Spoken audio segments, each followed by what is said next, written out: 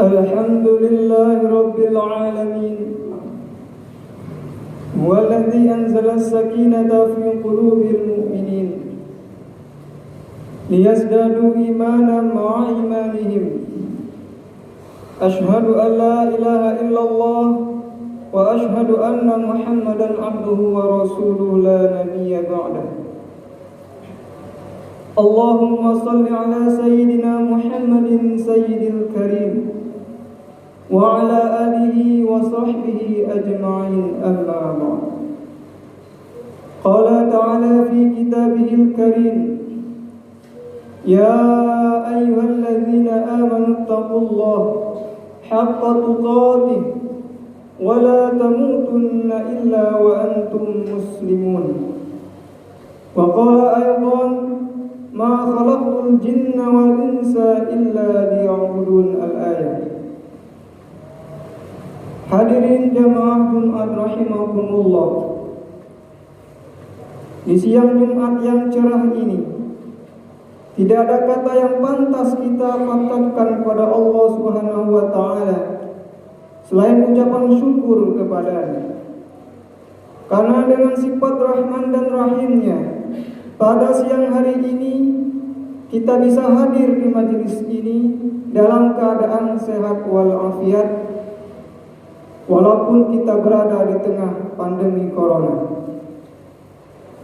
Allah Rabbul Izzati dengan segala kenikmatannya kepada hamba yang tak pernah bertepi, yang nikmatnya dari ujung rambut sampai ujung kaki, terkadang kita selaku hambanya membalas kenikmatan itu dengan durhaka kepadanya.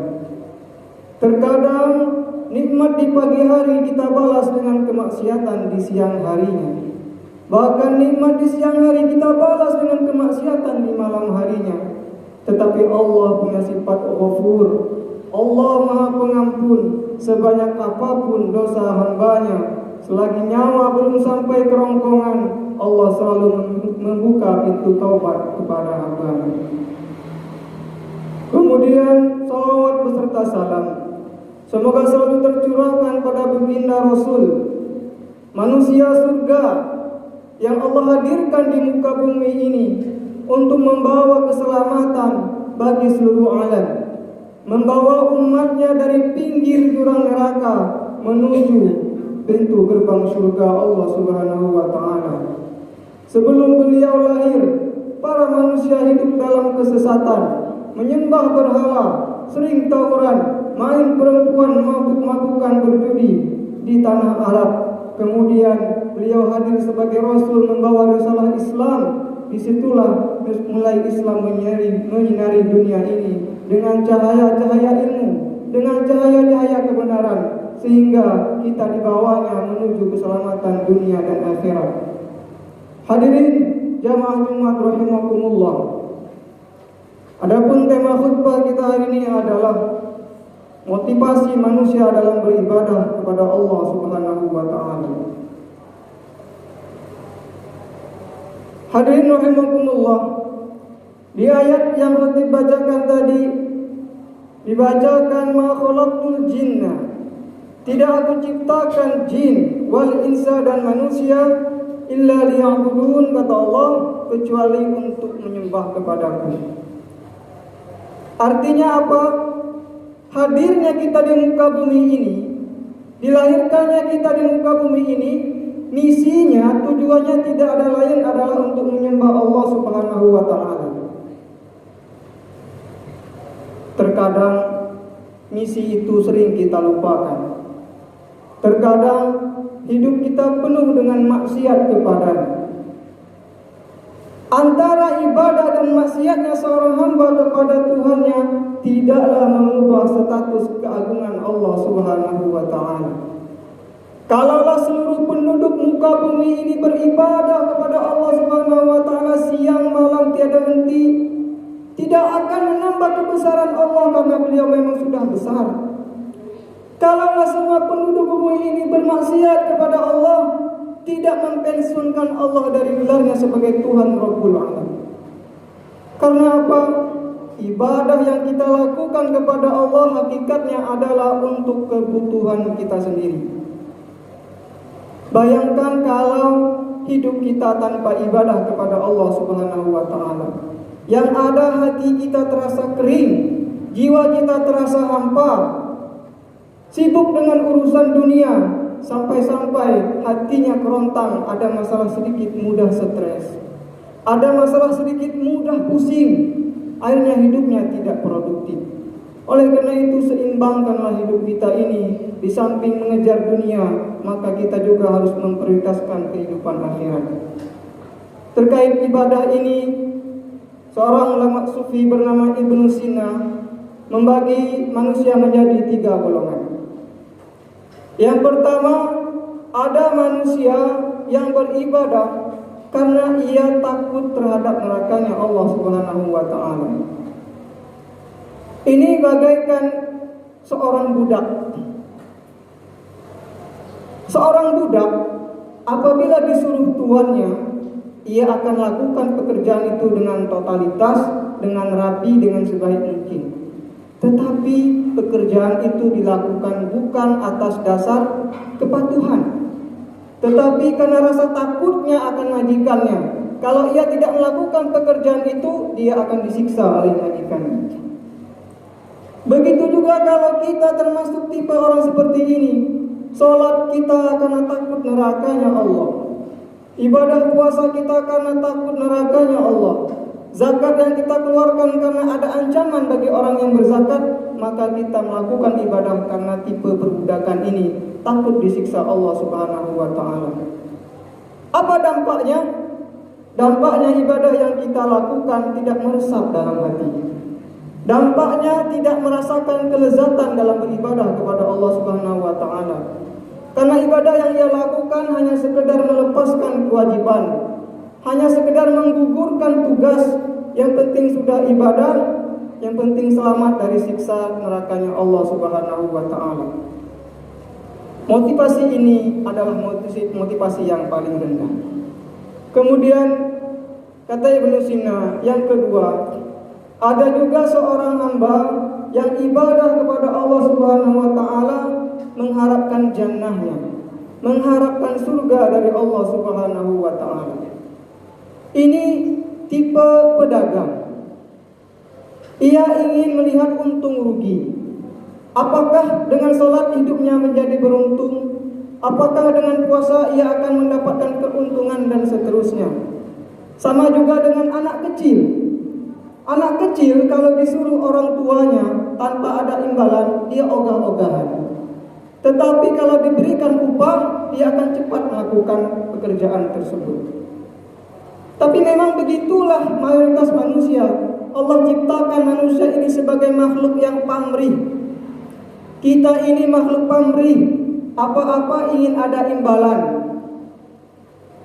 Mungkin kita pernah merasakan sudah berbuat sesuatu, orang tidak mengucapkan terima kasih, terasa ada yang kurang. Itu naluriah manusia.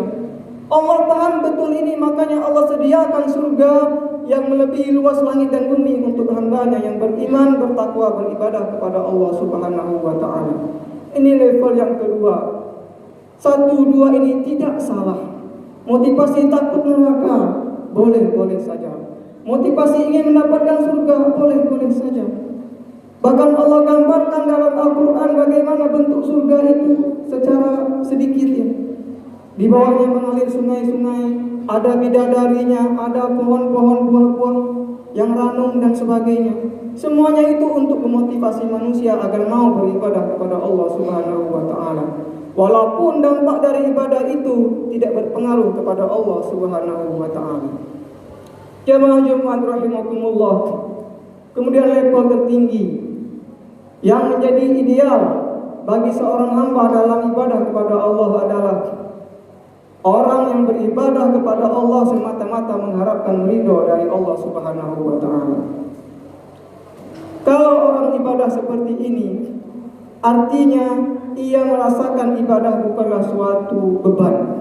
Bahkan ibadah yang ia lakukan menjadi kebutuhan. Salat apabila ia telat sedikit merasa ada yang kurang, apalagi sampai ditinggalkan. Puasa kalau ketinggalan dia akan merasa sangat berdosa kepada Allah Subhanahu wa taala. Orang yang beribadah karena mengharapkan ridha Allah akan mampu merasakan manisnya iman, akan mampu merasakan khusyuknya salat, manisnya dalam beribadah kepada Allah Subhanahu wa taala. Karena ibadah yang ia lakukan bukan mengharapkan imbalan apa-apa, yang penting ia mendapatkan ridha dari Allah Subhanahu wa taala. Kalaulah kita sudah mendapatkan ridha dari Allah Subhanahu wa taala, apapun yang kita minta akan diberikan Allah. Ridha artinya rela. Kalau hamba sudah mendapatkan ridha dari Allah, artinya Allah sudah ridha terhadap kehidupannya, sudah rela dengan kehidupannya. Apapun yang ia perlukan, apapun ia minta akan diberikan oleh Allah Subhanahu wa taala. Ini tipe yang ideal. Mungkin kita bertanya, masuk tipe manakah kita? Apakah selama ini kita ibadah hanya karena takut neraka kah? Atau hanya mengharapkan surga saja kah? Ataukah kita sudah berada level 3, semata-mata mengharapkan ridha Allah Subhanahu wa taala?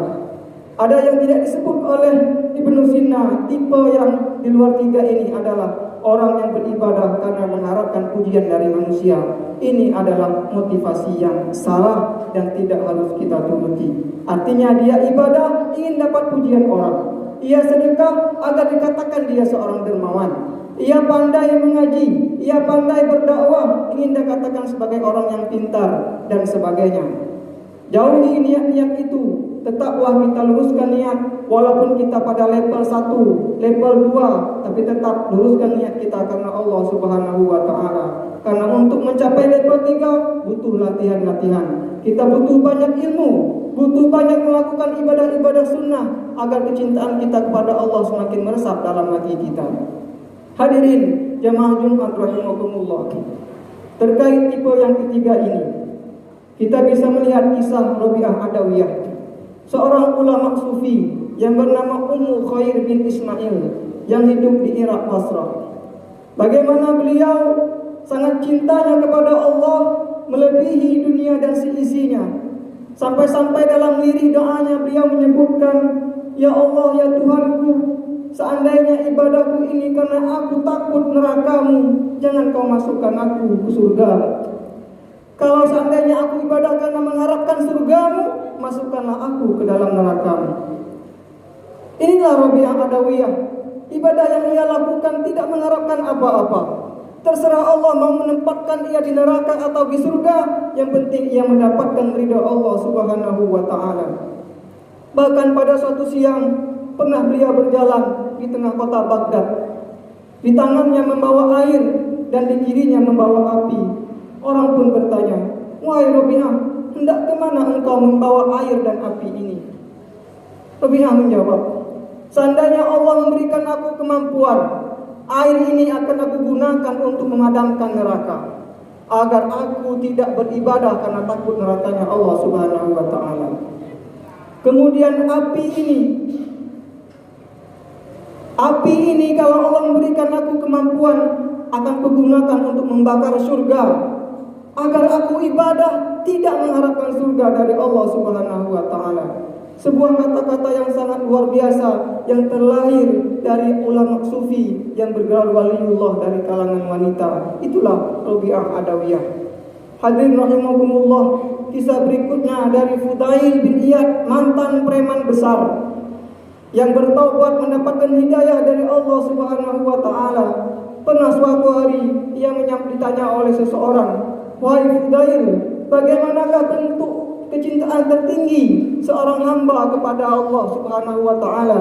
Maka Fudail menjawab, "Ketika bisa merasakan sama saja antara Allah memberi atau tidak memberi." Artinya, kalau seseorang sudah tidak mengharapkan apa-apa lagi tentang dunia ini, mau Allah kasih dunia ini atau tidak terserah, yang penting mendapatkan ridho dari Allah Subhanahu wa taala.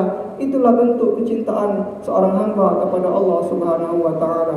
Hadirin rahimakumullah, semoga khutbah singkat ini bermanfaat. Semoga kita bisa merenung sejauh mana niatan-niatan ibadah kita selama ini. Kalau kita berada di level 1, tingkatkan level 2, tingkatkan level 3 dan seterusnya. Sambil kita bermunajat kepada Allah agar Allah senantiasa memberikan kita petunjuk hidayahnya dalam naungan cinta Allah Subhanahu wa taala. Aqulu qawli hadza wa astaghfirullah wa lisairil muslimin wal muslimat fastaghfiruh innahu wal ghafurur rahim.